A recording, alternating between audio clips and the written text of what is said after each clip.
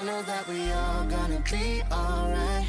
We gon' make it through if it takes us all night. No matter what the odds may bring our way, I can see the blessings coming our way.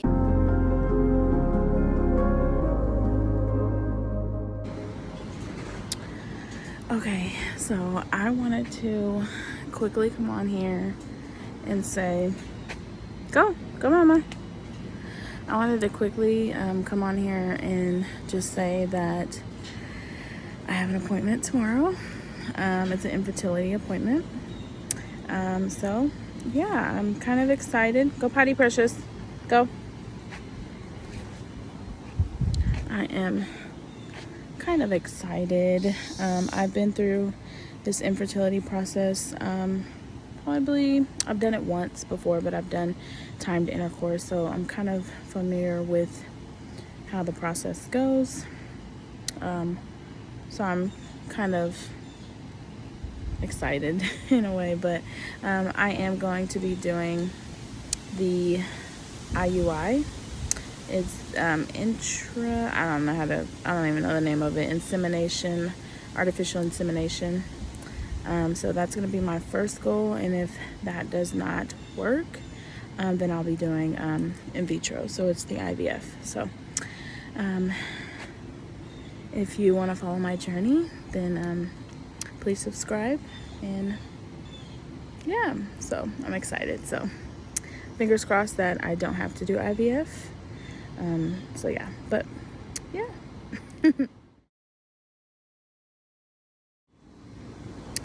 I also wanted to add, for those that don't know, majority of everybody on here doesn't know, but people that I've told on my Facebook page to, come watch and support and follow my journey. A lot of people didn't know that me and my husband, with us being married for 8 years, we've been trying for 8 years since I've gotten married, and to try and conceive and have a baby. So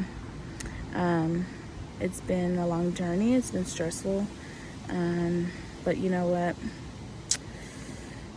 I've been praying, and I believe in God, and so I believe that He can do anything. And so even with the help of doctors, and so I'm praying that we have a successful insemination. But yeah, so I just kind of wanted to hop on here and say that as well. So thank you for watching. Okay guys, today is the day that I have my appointment.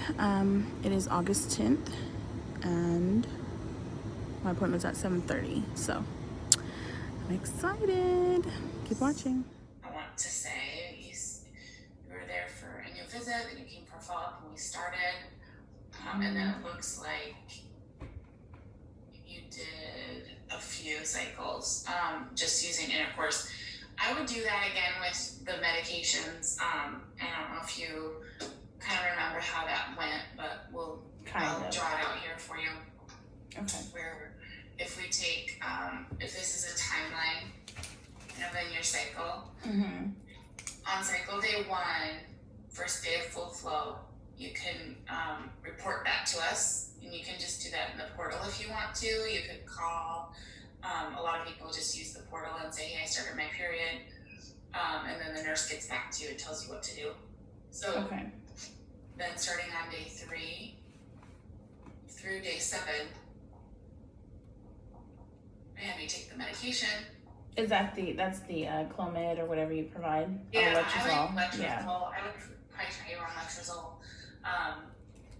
Clomid is an option too. It tends to have more side effects for people, but it also works. I think I tried Letrozole first, and then I think we did Clomid because the next round, I don't know why, but and then I think I had more follicles that time around. I don't know, but I don't care whichever medication. Yeah, I always just try one and then change it up or add. You can even do both together sometimes. We've started doing that a little bit. Oh, okay. Used to not. It used to be one or the other. But then someday between cycle day 10 and 12, I'm writing really messy here. Oh, okay. Then we look with an ultrasound. Yeah. So we can see what your body's doing. We can tell if your ovaries are making medication making follicles from that medication stimulating your ovaries. You should see at least one good follicle. Maybe you even see more than one. And the normal size does it need to be like from like 18 on up to like 20 something, or? Like a 15 and above is mature, or we call mature. So you can count on an egg that comes from a 15 millimeter follicle to be an actual egg that's able to fertilize.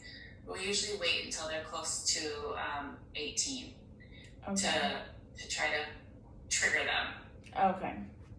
So you can make sure that the fallopian tubes are open if you want to again, but if not, we just assume that they still are because nothing has changed in your history from the last time we looked. Yeah. If the ultrasound shows a couple of good follicles, being around 18 or so, we will tell you to trigger. Okay. The trigger shot causes your body to release those eggs. Sometimes people who don't ovulate on their own, it's because your body's growing eggs, but it just doesn't want to release them. It doesn't want to get that signal to let them go, so they can stick around like cysts month to month, and stuff like that. So the trigger shot really does help just have your body release them. And it gets the timing down perfectly too. So we know exactly when you're going to release them, which is about 36 hours later. Mm-hmm. I think I remember taking that shot. Yeah, it's about $100. It's kind of expensive, but it's worth it because you know exactly when to try it at that point. Yeah. You'll trigger, and then 36 hours later, you'll release the egg. So if you want to do an IUI that month, that's when we set that up. Okay, IUI. yeah. Yeah, so my goal is to do IUI, and if IUI doesn't work, then I plan to do IVF. Perfect. Okay. That sounds all good. Usually I try about 3 months of IUI. Okay. And if that doesn't work, then we start talking about other things, We start talking about IVF at that stage. But given a few good tries of IUI is usually recommended first because it works with some people. Yeah. I have a feeling, I'm hoping, fingers crossed, that IUI does work because I want to do IVF, but I wanted to stick with it. It's certainly a lot cheaper. Yeah. IUIs are about $600. Yeah. So it's definitely much less cost than doing IVF. And then if you're not pregnant, you should get a period in 2 weeks. And if not, check a pregnancy test. And once you get that period, then you start over. We kind of do all that. If there's a time where it doesn't work for you guys to do an IUI, maybe he's super busy at work and can't come in that morning to do it, or you are, or something, you can trigger and still do intercourse. We would say, okay, trigger tonight, and I want you to have intercourse tonight, the next night, and the next night. So it's just supposed to really help you hone in on when that egg will be released to give you the best chance of having the sperm to show up at the time when that egg is there. Okay, so we're still having intercourse that day, but then when you go in, you actually still do the insemination, or how does that work? Yeah, so you would tell the nurses at the ultrasound, if you were planning on doing the insemination or not that month.